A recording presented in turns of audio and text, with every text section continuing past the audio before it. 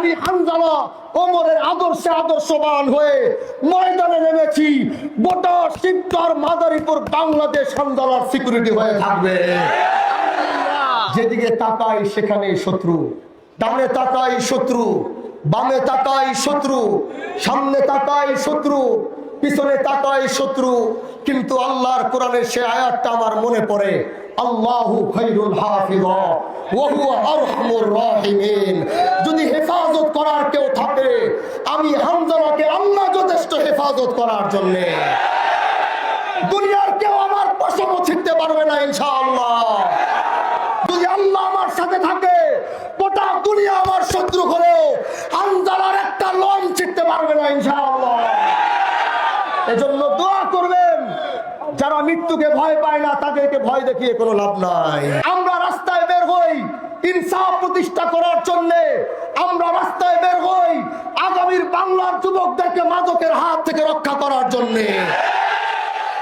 এজন্য আমাদের জীবন হুমকির মুখে। আজ আমার নেতৃবৃন্দরা বলছে আপনার 2-4টা লাইসেন্স করে পিস্তল রাখতে হবে। আমি নিজেও জানি না তারা লাইসেন্সের জন্য জমা দিয়েছে। আমি তখনও তাদেরকে বলেছি আমি হামজালা আল্লাহর উপরে ইয়াকিন করে চলি।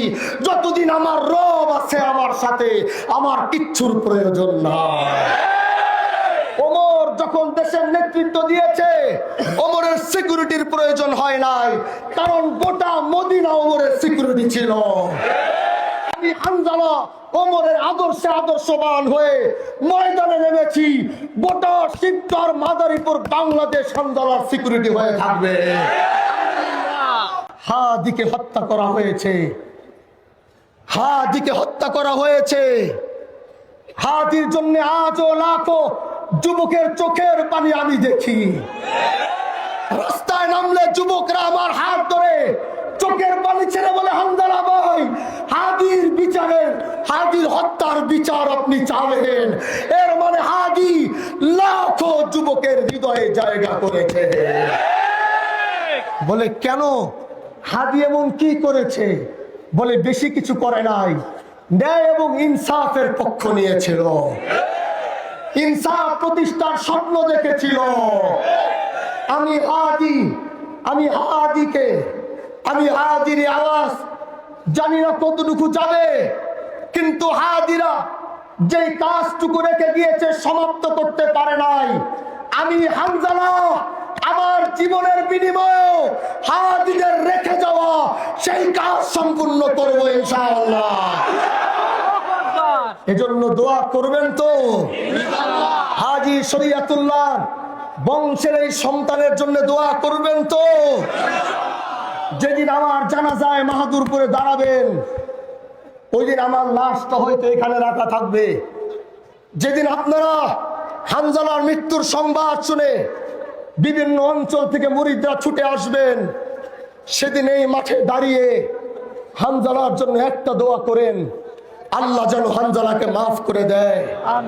এবং আমি বলেছি আমাদের হামজালাদের মৃত্যু আল্লাহকে বলেছি, আল্লাহ কখনো আইসিইউ আর সিসিউর মধ্যে নয়, কখনো বাসার মধ্যে নয়, আমরা যেই রাজপথে নেমেছি আমাদের মৃত্যুটাও রাজপথে হবে ইনশাআল্লাহ। আমাদের কাপড়গুলো রেখে দেওয়া হবে আগামীর জাতির যুবকদেরকে দেখানোর জন্য, ওদেরকে উৎফুল্ল করার জন্য, ওদের মন মানসিকতা আরো চাঙ্গা করার জন্য আমাদের রক্ত মাখা কাপড়গুলো তাদেরকে দেখিয়ে এদেশের যুবকদের ভিতরে ইনসাফের তামান্না ঢুকিয়ে দেবে ইনশাআল্লাহ। এজন্য ভাই আমার, আজ এই ময়দানে হাজী শরীয়তুল্লাহর বংশের যেই সন্তানরা আজও জীবিত আছে, আমাদের জন্য খাস করে দোয়া করবেন। আল্লাহ যেন আমাদের বংশে প্রত্যেকটা ভাইকে এক আর নেক হয়ে আগামীর বাংলাদেশ, আগামীর দেশের জন্য, আগামীর ইসলামের জন্য, আগামীর ন্যায় এবং ইনসাফ প্রতিষ্ঠার জন্য আল্লাহ যেমন হাজী শরীয়তুল্লাহকে কবুল করেছিল, তার এক ডাকে গোটা ভারতবর্ষ যেমন কেঁপে উঠেছিল, এই হামজালার জন্য দোয়া করবেন।